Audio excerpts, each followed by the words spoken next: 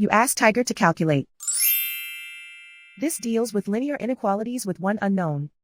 The final result is v equal or smaller than 35. Let's solve it step by step. Isolate the v. Multiply both sides by 10.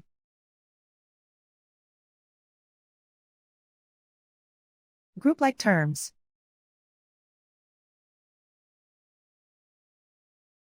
Multiply the coefficients.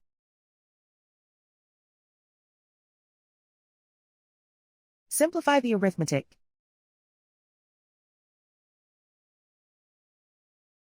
Multiply the fractions.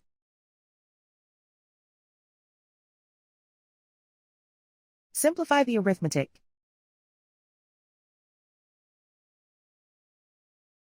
Convert the v into a positive number. Multiply both sides by -1. Whenever you multiply or divide by a negative, reverse the inequality sign.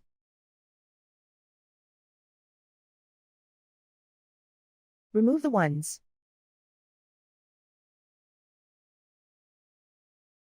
Simplify the arithmetic.